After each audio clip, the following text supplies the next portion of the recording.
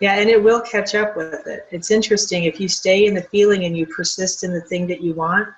Like, I mean, you have to think of it like for a long time we persisted in whatever we were doing without knowing or being aware.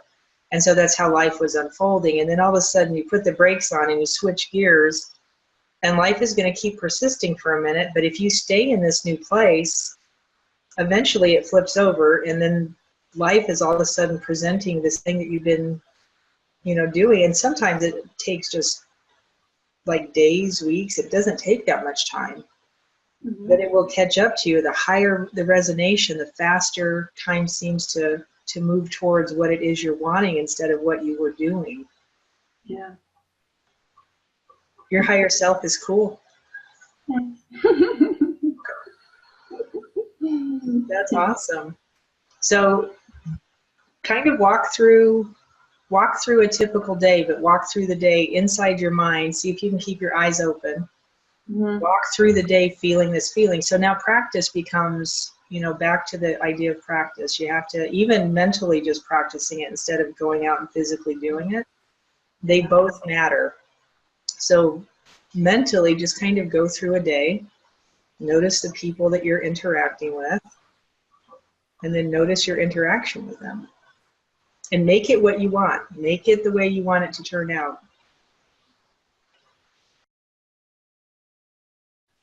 So if I'm normally being cranky and irritable with people, mm-hmm. for whatever reason, when I'm standing in front of somebody, I want to start just by being a good listener. I want to notice what they're saying. And then I want to try, in my higher self, I want to try and start looking beyond whatever they're saying. Because whatever they're saying is triggering me, if that's the normal pattern, I want to notice that. But I want to go straight into compassion instead of irritability. Because that's where you were just now when your higher self is in compassion, right? You're not irritable with yourself when you're in your higher self. And so if I'm standing there looking at somebody and they're doing their normal, and this is actually a really fun game to play and just get super aware of, is to let somebody start doing their normal thing that you know would take you back into the track of cranky and irritable and whatever. And instead of letting yourself go there, because you're going to be hyper aware of it, you're doing it intentionally. Find compassion.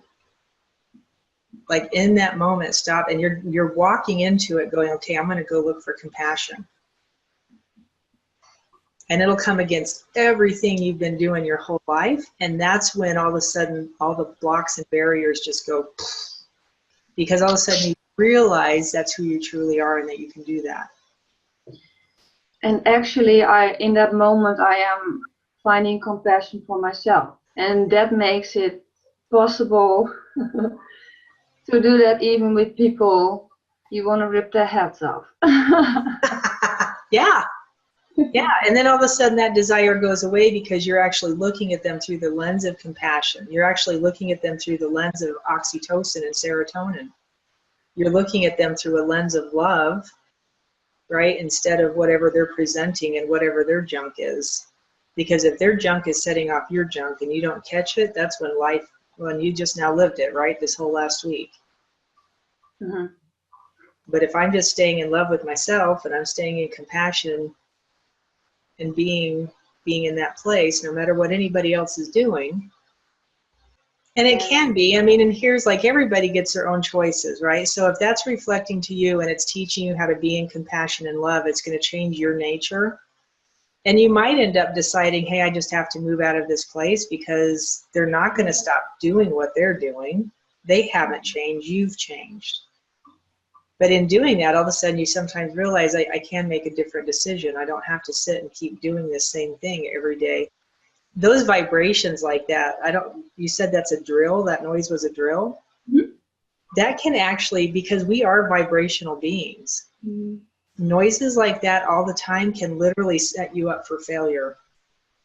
Yeah. Because it's counter to anything that you want to feel. It's like, I always tell people, just take authority of your body, right? First of all, take authority of your mind, take authority of your spirit. It's yours. you should have authority of it. If something else has authority of you, even if it's another person, right, making you cranky and irritable, they don't have that right. You give them that right. Yeah. And even on the note of something like an entity or something like a spiritual influence or a spiritual warfare, if that's going on, you've given them right somehow to your system. And you don't have to go back and figure out what right you gave them. You can literally just stop and say, like, I'm coming back into my own authority. And I usually say something like, I take authority of this space. Meaning, first of all, my physical body. Yeah. Right? My physical body, my energetic body, all the things that compose me as a person. Anything that's here that's not mine or not of God, get out. You're not allowed here. Sometimes people will literally feel the struggle inside their system. I'm like, sometimes you got to like hammer it in. Get out. You are not allowed here. This is my vessel, not yours. Do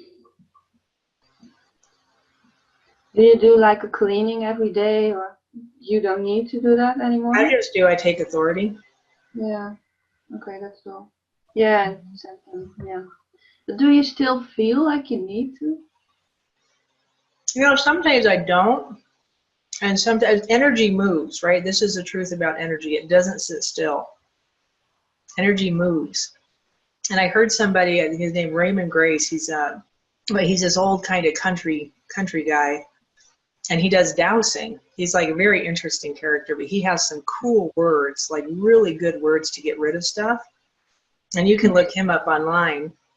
But one of the things he says is that, you know, energy moves, and it's like thinking you can go for days without taking a bath and not get dirty. At some point, you're going to start smelling again. Like you have to take a bath every day to not, you know, energy is the same way. You have to do something to clean the system to make sure you're the one in charge of the system. Because as things go on around you, people come in and out of your life. There's stuff constantly, and things we're not really aware of. You know, tons of things we're not aware of will start affecting you if you aren't solid right here and you're not in authority of this vessel.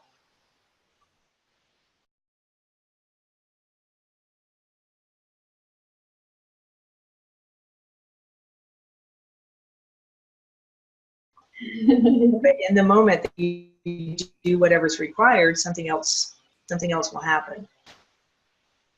So becoming aware, and then don't question it, don't second guess it. I think that's part of the impartation that your ancestor was trying to give you, is this ability to not second guess stuff. Hear it, do it. Here, and usually it's a quick do. It's not. It doesn't even take a lot of time. It's a quick fix. We just weren't taught that it could happen that way, so we like to fighting with it. Yeah. Yeah. I still get that feeling like, but life is meant to be hard, supposed to be hard, supposed to be difficult. I know it's not. So in that moment when you hear that, what should you do? Well, I'm clearly not in the feeling, so get back in the feeling and allow myself ease and flow. And for something like that, I would still be putting it into a balance. Life is supposed to be hard. You just said, no, it's not. So that means life should be easy. Life is easy. I choose ease and flow in my life, however you want to word it. I choose ease and flow in my life, and then I cross, I do my whole brain state, and then I sit there repeating that to myself until I feel it click in. Ready? Set, go.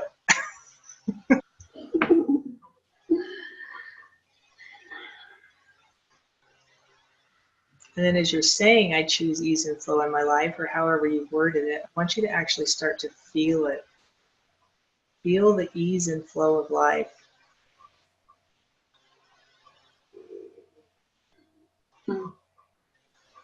It's one of the most amazing feelings. And then assign it. This is me. In that moment when you feel it, be like, oh, this is me. This is me. So excited. Anytime you don't feel like that, It's not you. You're either listening to a lie or you're walking back through your past somewhere. Come back into the present moment and find this.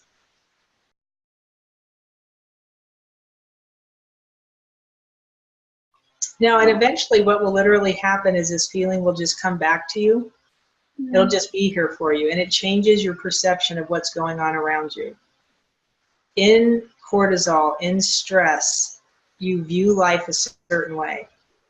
In compassion, in love, in oxytocin, you view life a certain way. And you can't do both at the same time. It's physically impossible. You're either in love, you're in compassion, and you're hanging out in those chemicals, and you're viewing life from this pattern, and somebody will walk up to you and be irritable and grumpy and try and cause a disturbance. But if you're here and this is just my natural state, you can't touch this.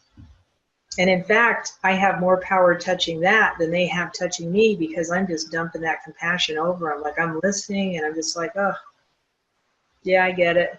And then I can be like, dismiss, go my own way. Or whatever's necessary at that point, right?